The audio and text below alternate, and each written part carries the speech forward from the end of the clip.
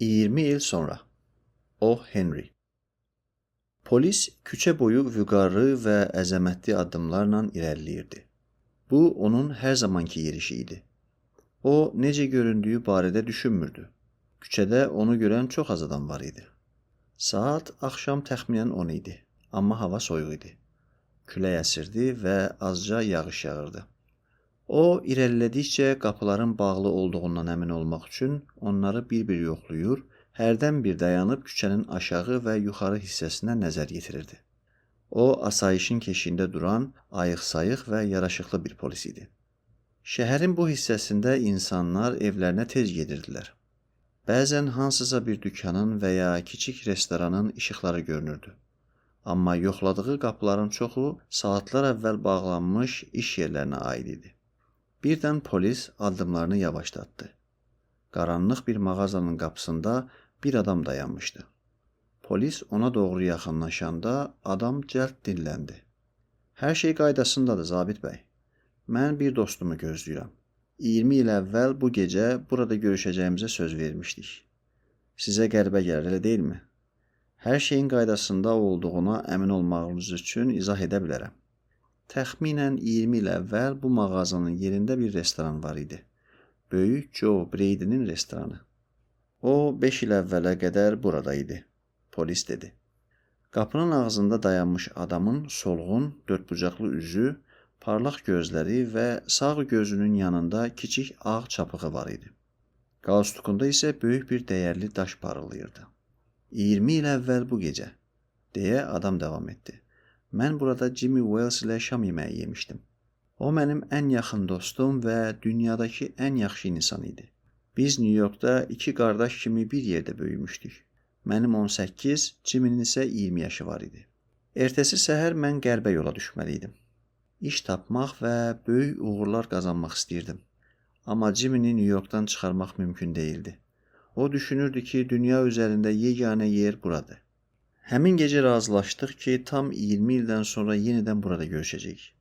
Düşünürdük ki, 20 ildən sonra necə insanlar olduğumuzu və gələcəkdə bizi nələr gözlədiyini biləcəyik. Maraqlıdır, dedi polis. Görüşləriniz arasındakı müddət mənə çox uzun gəldi. Qərbə getdiyiniz vaxtdan bəri dostunuzdan xəbər almısınız? Bəli, bir müddət məktublaşdıq, dedi adam. Amma 1-2 ildən sonra əlaqəmiz kəsildi. Qərb böyükdür. Mən hər tərəfi gəzdim və sürətlə yer dəyişdim. Lakin bilirəm ki, əgər imkanı olsa, Jimmy mənimlə burada görüşəcək. O, dünyanın ən sadiq adamı idi. Heç vaxt unutmaz. Bu gecə burada dayanmaq üçün 2000 kilometr yol gəlmişəm. Əgər köhnə dostum da gəlsə, buna dəyər. Gözləyən adam qiymətli daşlarla bəzədilmiş saatını çıxardı.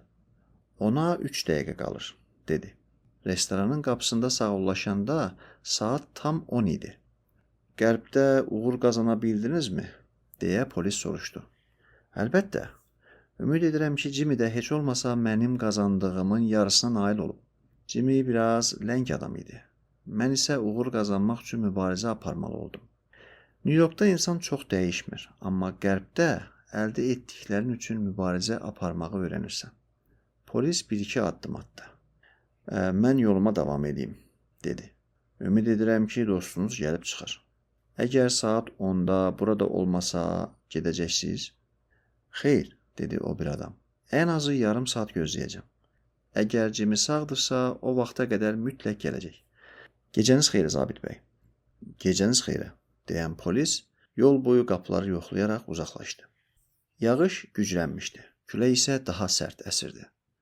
Küçədəki tək-tük adamlar isinmək üçün tələsik addımlayırdılar. Amma 2000 kilometr yol gəlmiş adam hələ də dayanıb gözləyirdi.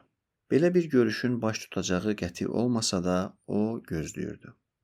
Təxminən 20 dəqiqə gözlədikdən sonra uzun palto geyinmiş hündürboylu bir adam küçəni sürətlə keçərək birbaşa gözləyən adama tərəf gəldi. Sənsən Bob, deyə tərəddüdlə soruşdu. Sənsən Jimmy Wales, deyə qapıdakı adam sevincək qışqırdı. Yeni gələn adam onun əllərini sıxdı. Bəli, Bobdur. Şübhəsiz ki, odur. Əmin idim ki, sağsansa səni burada tapacam. 20 il uzun müddətdir. Köhnə restoran artıq yoxdur, Bob. Kaş ki burada olaydı. Yenidən bir yerdə nahar edərdik. Qərb sənə düşərli oldumu?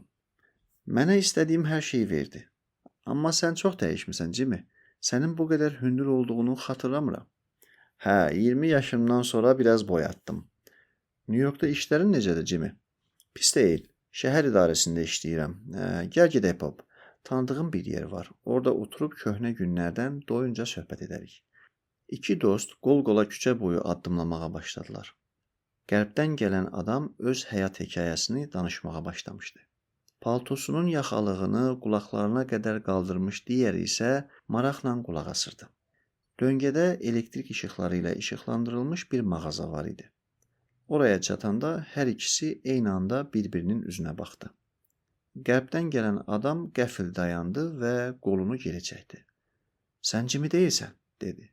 20 il uzun müddətdir, amma bir insanın burnunun formasını dəyişəcək qədər yox.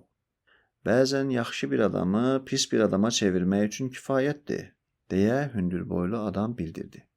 Bob, sən artıq 10 dəqiqədir ki, həbs olunmusan. Chicago polisləri sənin New Yorka gələ biləcəyindən şübhələnirdilər və bizə səni izləməyi tapşırmışdılar.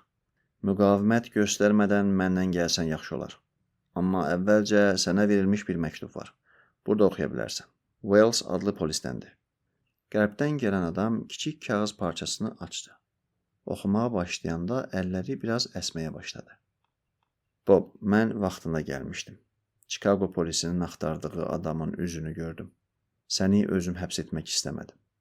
Buna görə başqa polisi çağırdım və işi ona tapşırdım. Jimmy.